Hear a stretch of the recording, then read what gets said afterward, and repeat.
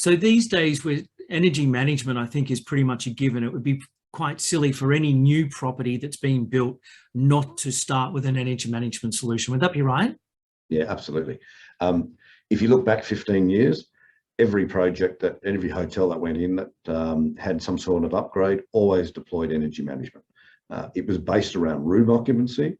It may have controlled lights, but generally speaking, it was straight out room occupancy with motion sensors and door lock interfaces or reed switches on the door, talking to the HVAC. If there was no one in the room, and they had some pretty clever algorithms to make sure there's no one in the room, it would relax temperature bands, and that'd provide savings. And there's some pretty significant savings out there. I mean, we've done projects where I think it's been up to about 28% has been the savings within the guest rooms based on once they've deployed an online occupancy-based system.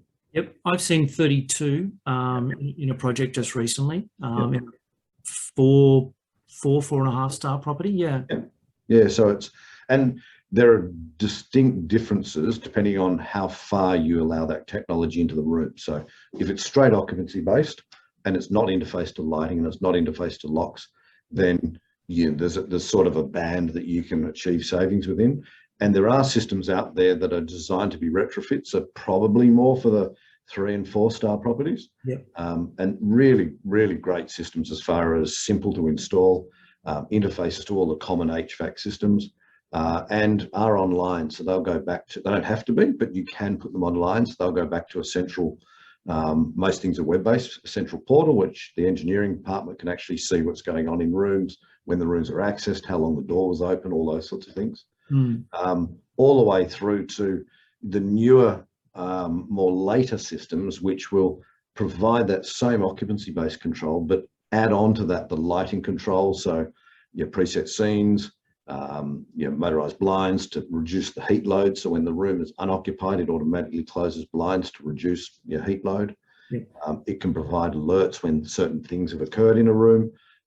We can send alerts back on, when, more from an operational efficiency, but, when minibars have been accessed, the systems will know when there's a guest in the room. So housekeeping don't need to run up to change the room if they can look and they can see it's occupied.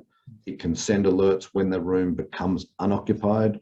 So there's a whole raft of add-ons that these systems, just by sheer virtue of having all the technology in the room, that they're able to actually achieve. And is that common now? For example, the last point you made was a room that can alert housekeeping once the guest has left.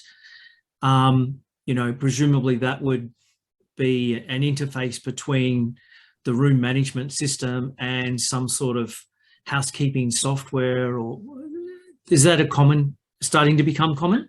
Yeah, it is. It depends on the systems. I mean, again, if you look back historically, 10, 15 years ago, there are only a couple of major players in the GRMS space. Yep. And they were well established, and a lot of rooms had all the interfaces.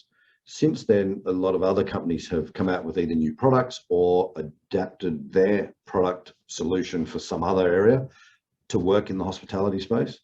Often with those systems, that's where they tend to fall a little bit behind in the development of interfaces to, alerting housekeeping.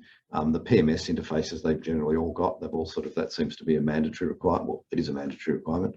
And then interfaces to BMS for load shedding. If energy consumption gets too high for a whole property, it can send signals to rooms to relax air conditioning.